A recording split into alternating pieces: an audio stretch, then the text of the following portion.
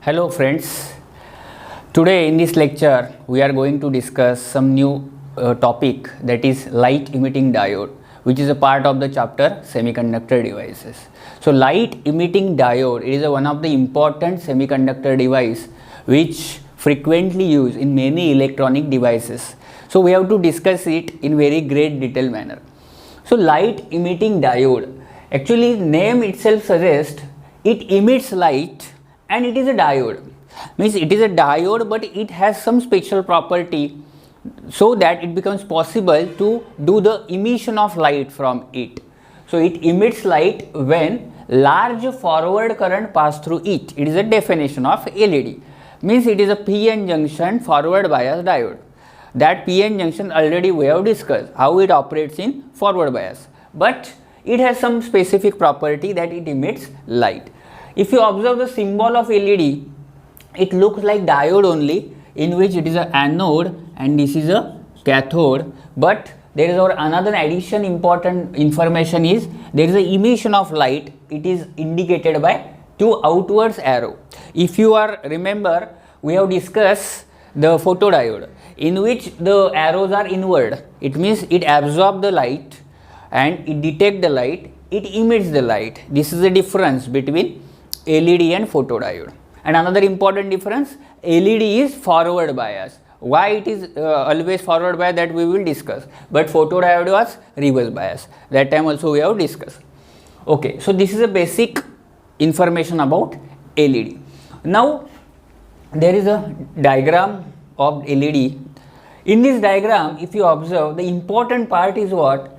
There is a dome shaped casing, metallic casing, inside which this particular material is placed, or the reflecting cavity is placed. So what is the function of this reflecting cavity? Main function is what? We have to emit the light from the LED from the upper part of this lens. So more and more light should be concentrated in this lens only, and little amount of light should be absorbed by the internal structure of LED. So that particular structure is made up of resin, epoxy resin, and this top lens emit the light. So this is a structure of LED, and thus for external connection purpose, the two electrodes are brought out, anode and cathode. Basically this is a two leg LED because there is two terminals, but 2, 3, 4, 5 leg LEDs are also available, so that it can emit multicolors at the same time. Okay, so this is a diagram of LED. Now if we observe the work, we have to discuss the working of LED, how it works. This is important. Actually how the light emission take place from LED, that we have to discuss. Now listen here, before discussion of the emission of the light, first we have to recall forward bias PN junction diode, that already we have discussed. Now listen here, this is a forward bias PN junction diode, suppose, in which this is a N side and this is a P side. N side means N type semiconductor in which the dopants are pentavalent, that already we have discussed, and this is a P type semiconductor in which dopants are trivalent. So majority carriers in N type are electrons and majority carriers in P type are holes. Now what happens? Since there is a difference in the concentration exists, why? Because here electrons are more, here holes are more. So definitely there is a difference in concentration, which is called as concentration gradient, and due to that concentration gradient there will be the diffusion process take place, and due to which the electrons from N side diffuses towards P side and holes from P side diffuses towards N side. Now how this actually happens? For that purpose we have connected forward bias through this particular diode. What is the reason? Because when we connect this positive terminal to P type and negative terminal to N type, that time this negative and charge on electron is negative, so there will be repulsion, so that electrons are pushed back, they are pushed towards the junction. Similarly holes are pushed towards the junction. So what will happen? They both combine at the junction. This process is called as recombination. That already we have discussed, but in different context. In photodiode we have discussed generation, electron hole pair generation. This is electron hole pair recombination. So in this aspect also LEDs differ from photodiode. Now this recombination actually means what? Recombination means whenever the electron is pushed from this n side, it comes to the p side. During that particular journey, there is some lapse of time.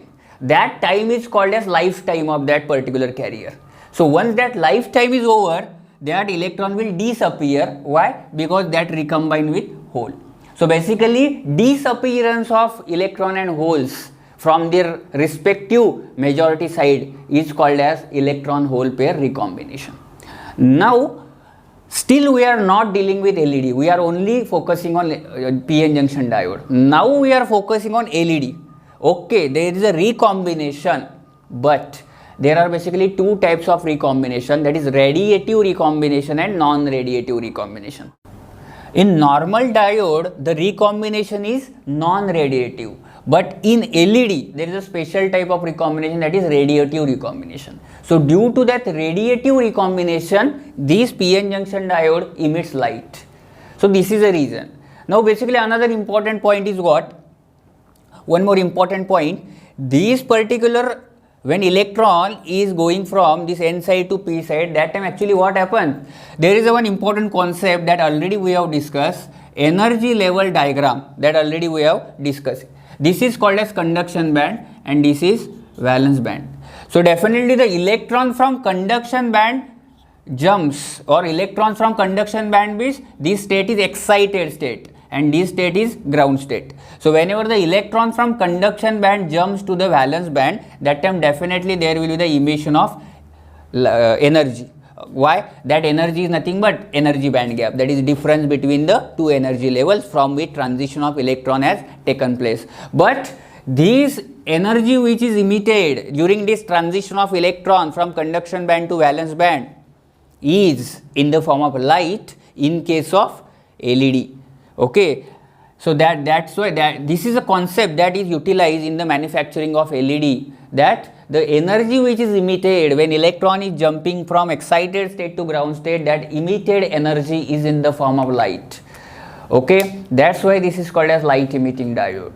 So basic key points in the working of LED: when the diode is forward bias, electron and hole recombines, definitely electron from conduction band recombine with holes in the valence band, and large number of photon leave the junction. Now this particular line is explained with the help of this energy level diagram, that large number of photon will leave the junction and emit the light. It means this particular concept, that is as per the Bohr's atomic model, third postulate, where is the transition of electron takes place from higher energy level to lower energy level, there is a emission of energy which is equal to the difference in the energies from which transition has taken place. So this is an important statement.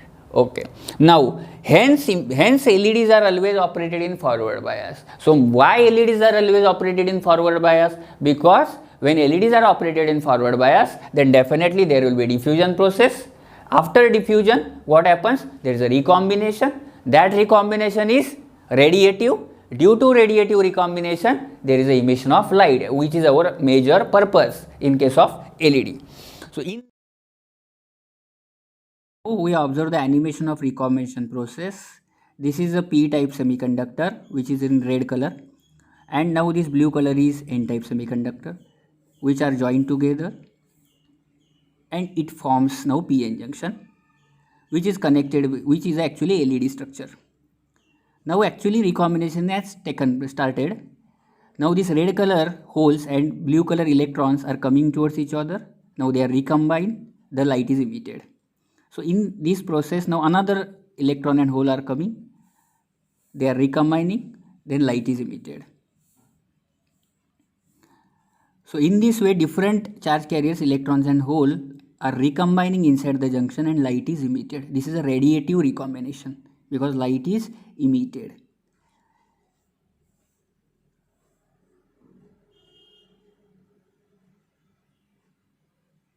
So in this way, entire LED structure has been fabricated and this is the last entire package of LED from which light is. So in this way you can remember the working of LED. It is easy if you understand the working of PN junction diode.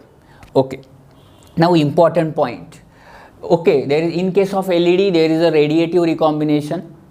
So is it possible to manufacture the LED using silicon? Is it possible to manufacture the LED using germanium? Answer is no. Why? Because these silicon and germanium are heat producing element. Means what? When in case of silicon also there is a transition of electron from conduction band to valence band. There also the emission of energy, or energy is radiated. But that radiated energy is not in the form of light, it is in the form of heat. And that's why silicon and germanium are not preferable elements in case of LED.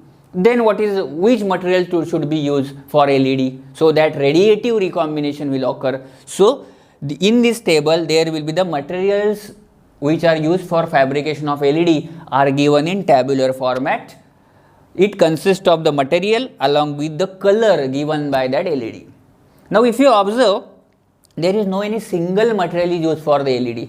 Suppose aluminum gallium arsenide. It means what is a compound semiconductor actually.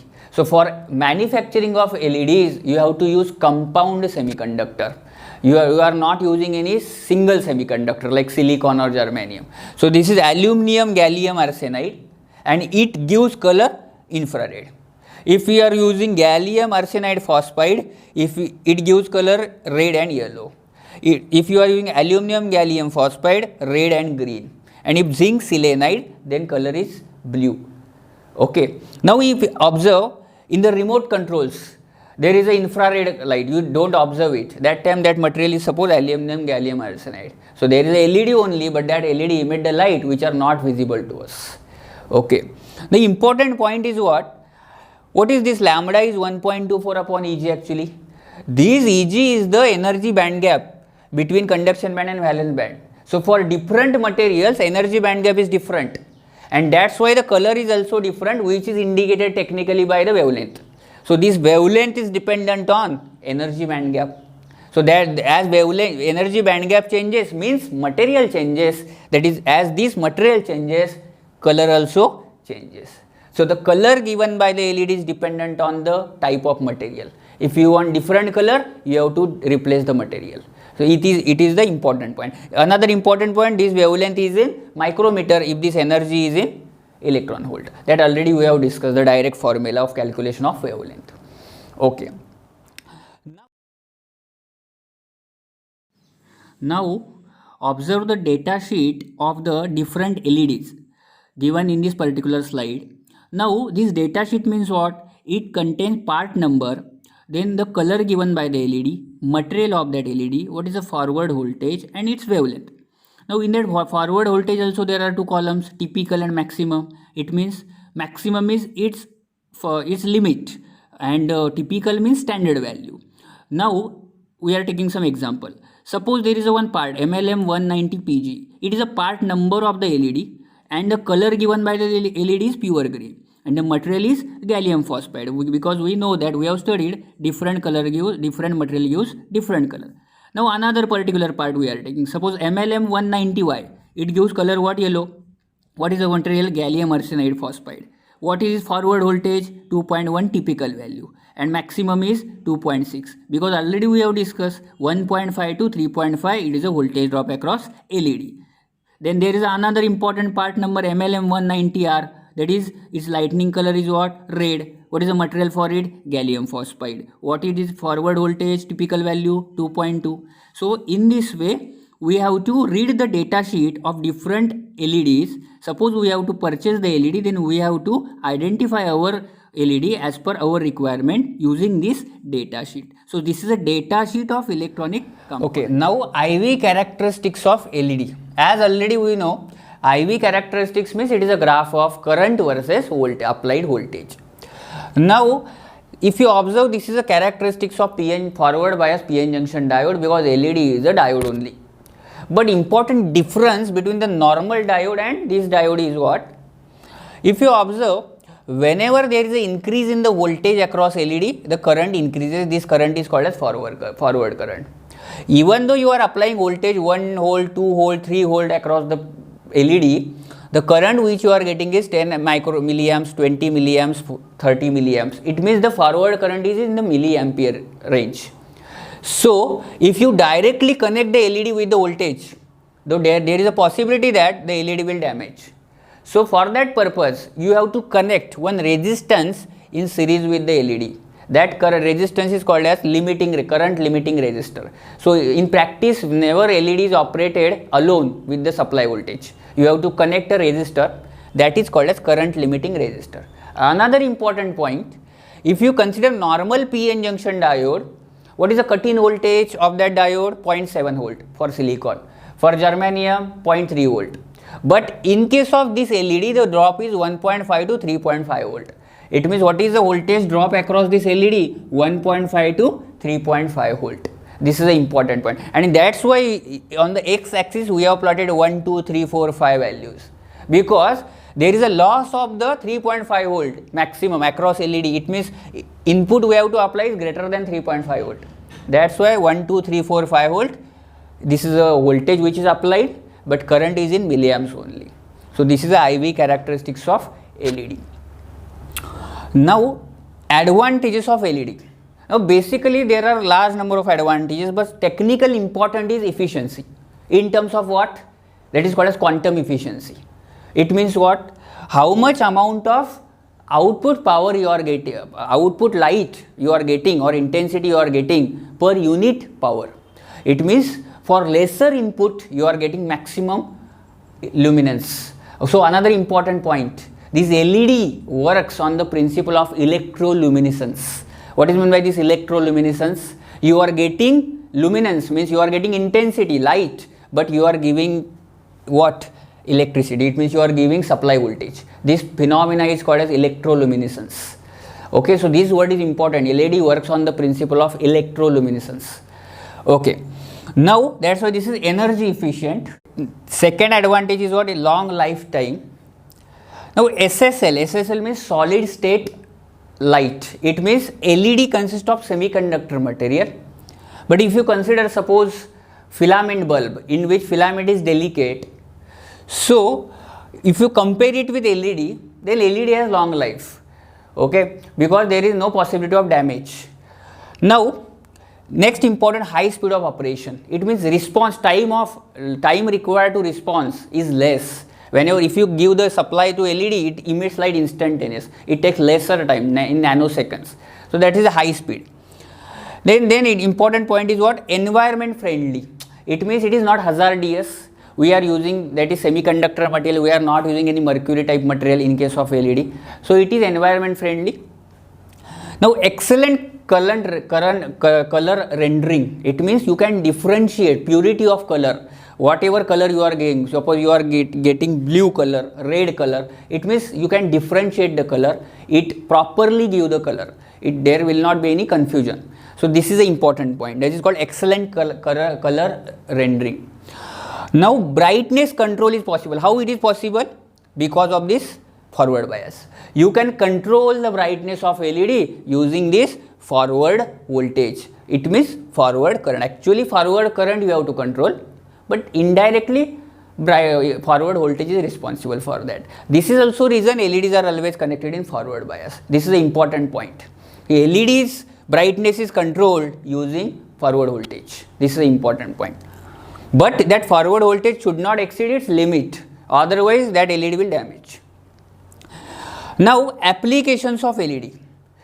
One more important application is optical communication, because in photodiode also we have discussed that optical communication. But that time that photodiode was used as a detector. Here we have to use as a transmitter, because if we are not transmitting light, then there is no any question of the detection of it.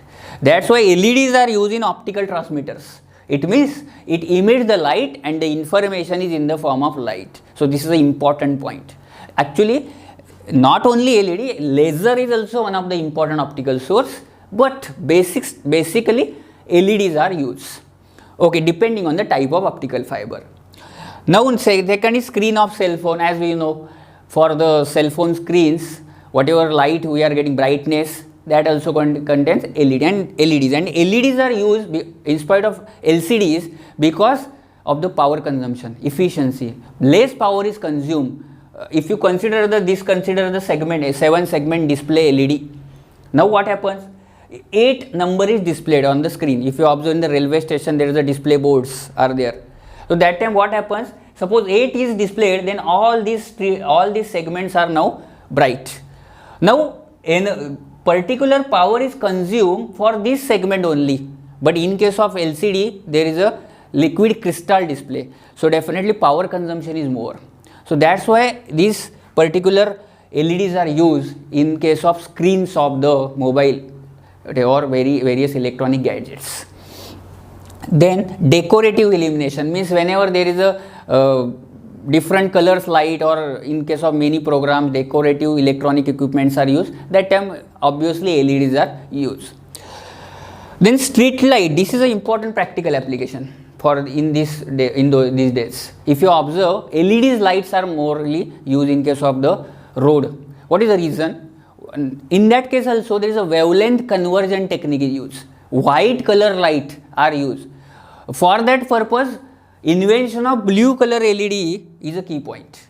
And that whenever that blue color LED was invented, so that it strikes on the phosphor material, and finally these two colors will combine and we get the white light. This is called wavelength conversion. It means with the help of two colors we are getting the white light.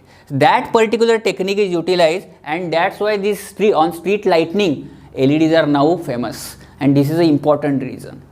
Okay. Then LED TVs. This is a means daily we can use these LED TVs, and LED displays are now popular than LCD displays. So these are the applications of LED. So this is the important points about the light emitting diode. So it is a PN junction diode, but it emits light due to radiative combination. So in this lecture we discuss the light emitting diode, its construction and working in very great detail manner. You prepare the notes, revise it, because it is a very important from exam point of view, because it has more practical significance in today's life. Thank you.